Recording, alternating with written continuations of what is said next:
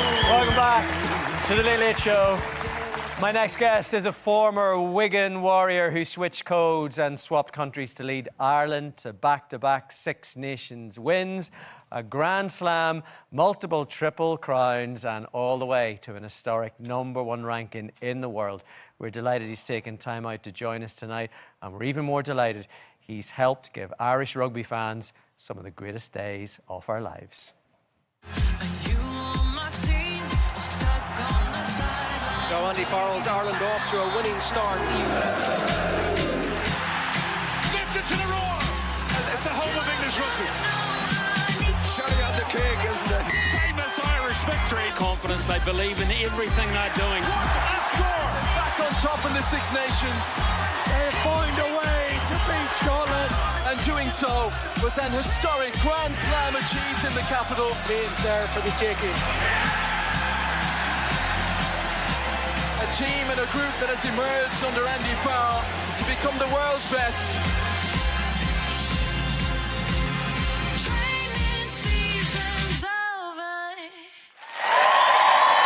Please welcome Ireland's most loved Englishman since Jack Charlton and the new head coach of the British and Irish Lions, Andy Farrell!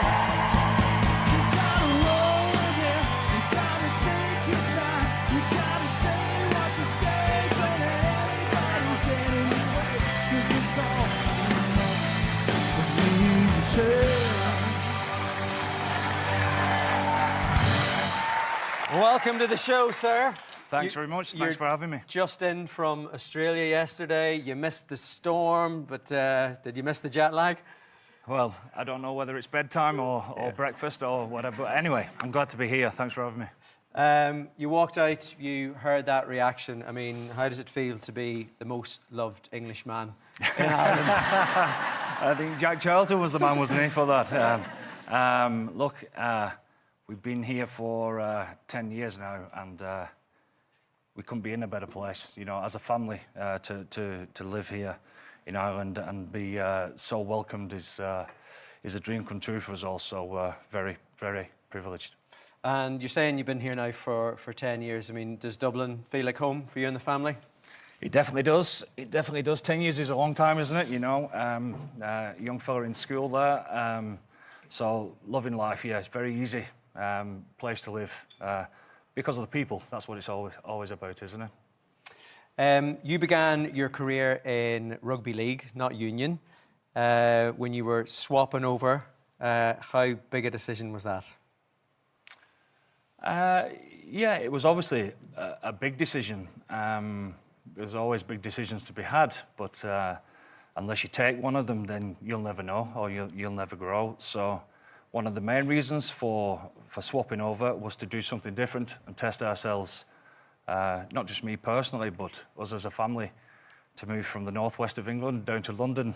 As you know, it would be like moving to Timbuktu. So was the move to Dublin easier than the move to London? 100%. By a country mile. It was like coming home. Yeah.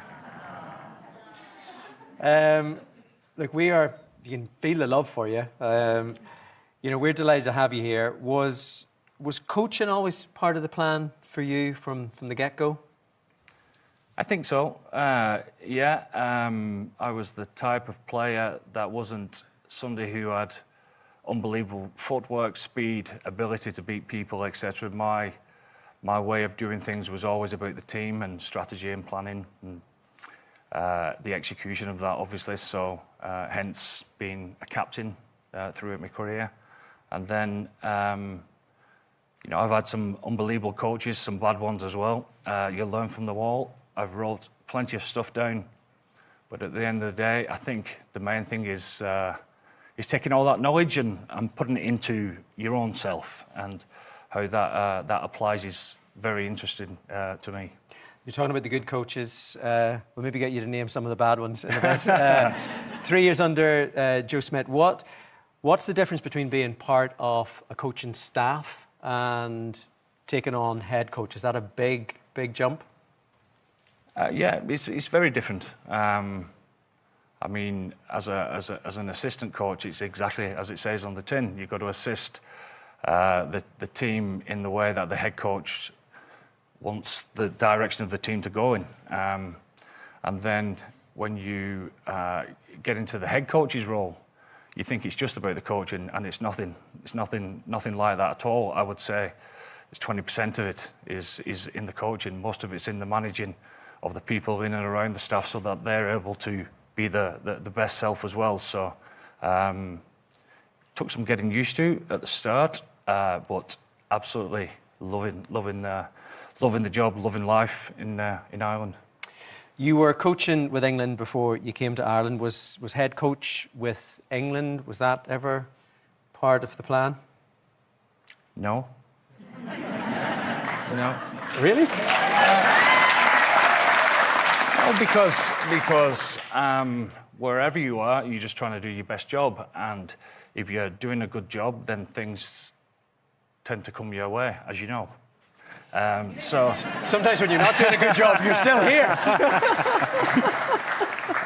So, you know, I'd never asked to be captain of a side or a head coach of a side or whatever. People tend to ask you because of the job that you're doing, you know, and you take that in your stride and make the decisions as you go. And play it by ear. Is that right? I don't know. It sounds right whenever you say it, Andy. It definitely does. You're talking about how settled you are here. You know, your son's in school over here. Did I hear you were turning up at the odd GA match at the side of the pitch? We was, yeah. Yeah. And what was that like for you? I love it. As a 5-year-old, straight away we sent him down to Clonagale there in Sandymount and playing the hurling and the football. And standing on the sidelines in the evenings through the winter and watching him on a weekend is fantastic. I mean, the transformation of what happens to all the kids, transferring that to rugby further down the line, you can see why most of them are so skillful with that under the belt. And do you think that gives Ireland that wee bit of advantage? I think so, 100%. I mean, you go around every village, never mind town, and it's there for everyone to see, isn't it? The community is all around the GAR stuff, so it's fantastic to see, isn't it? Your eldest son, Owen, former England captain, over 100 caps, England legend. How difficult was it to coach for Ireland when he was playing against you for England? Very easy, actually. I know that sounds sadistic in a way, but it was very easy because I know for a fact that he would do anything to beat me. So why wouldn't I do it to beat him as well? No, on a serious note, I've coached him when he was a junior coming through at Saracens, and that was obviously professional. And when it's your job and it's your duty, you get on with it. And I suppose it's harder for everyone else around the family, etc. But for us, it's always just been about the job in hand and doing the best that you can for your team. We have a wee picture here from 2023 when we won the Grand Slam. England were playing in Dublin. This is your family here. Talk us through the who have we got in this picture and that's Gracie the and split Alicia. Loyalties you were talking about there. That's Alicia on the edge there. That's Gracie in the middle. That's Gabriel. He's now 13, and the grandkids there, the devils themselves, Freddie and Tommy. So they're Owen's kids in the England strips down there. Yeah, at the front. But I've done plenty of work. They love Ireland. I mean, your kids are classed as English or Irish? I mean, I would say Irish. And your wife would say?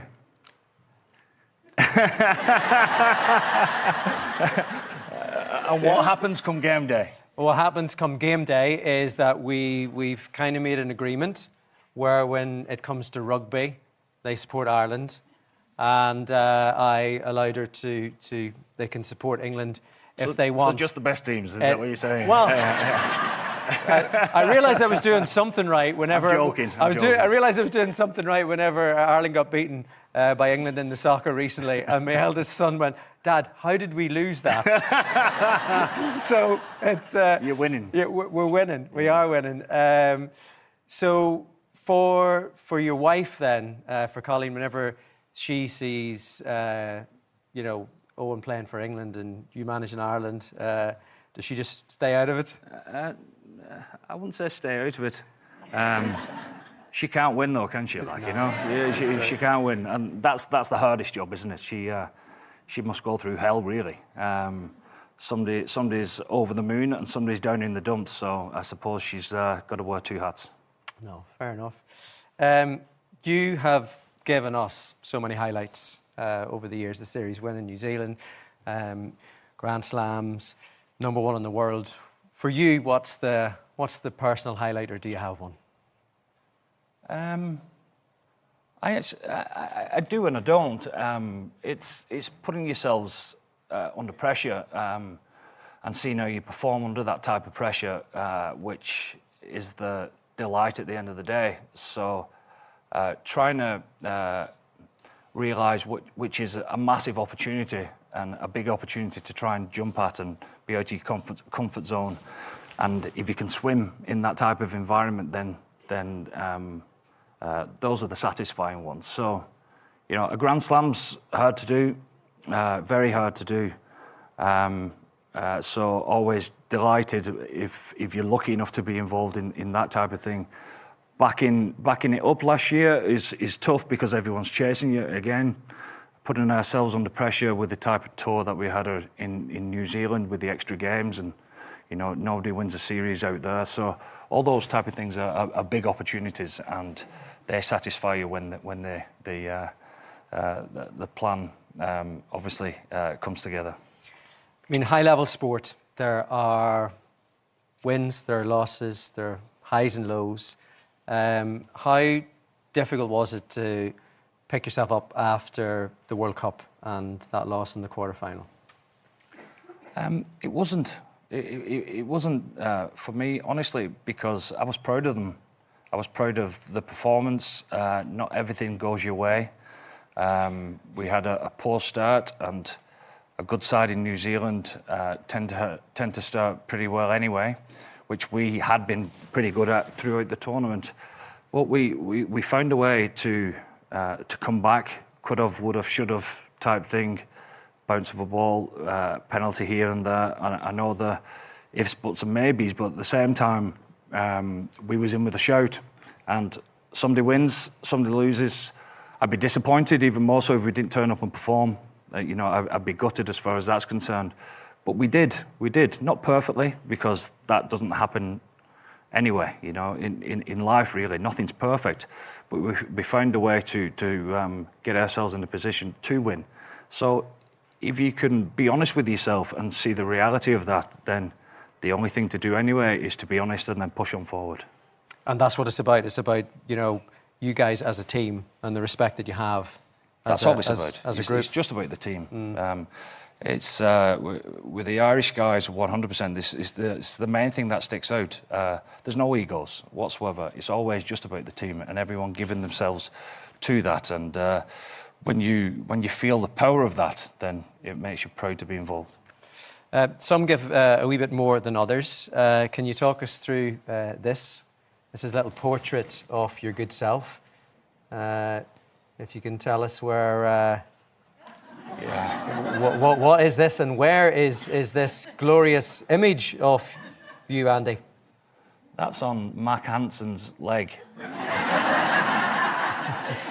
And there's only one Mac Hanson, and that shows his personality. How did that come about? Because he's the joker of the pack, and the lads asked him if we won the Grand Slam, would he do that? And he said 100% yes, and he didn't need to be asked twice, he just did it. The funny part of that, though, is that when he got it done, say a week or two later, he sent me a picture on WhatsApp of that. and I just let him stew for 24 hours. And he was begging me the whole time, please reply, do you not like it? Is it wrong, blah, blah, blah. He was stuck with it for life anyway, so I put him out of his misery eventually. OK, Mac's in the news at the minute, 3-game ban for what he said about the officiating at one of the Connacht games. What did you make of all of that? Oh, yeah, they've apologised for it as a club and Mac personally as well. You know, it's all... It's an emotional game, isn't it? You know, it means a lot, but at the end of the day, our game is loved by all because of the respect that we have for the referees, etc. So he'll learn a lot from that and move on. We can't let you go without talking Lions. I'm sure you're ready for that. I'm assuming you're going to be picking pretty much all Irish players for the tour. Not really, no.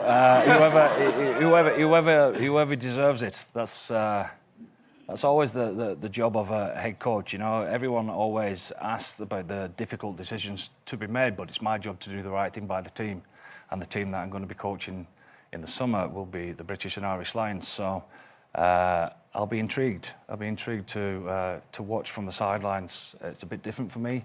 To watch from the sidelines for the Six Nations, and not just that, the big games in Europe and the URC and Premiership, etc. after that. So good luck to everyone. Look, Andy, good luck to you. I know you have flown halfway around the world to be with us tonight. We cannot thank you enough to come in and join these IRFU celebrations this evening. Give it up one more time for Andy Farrell.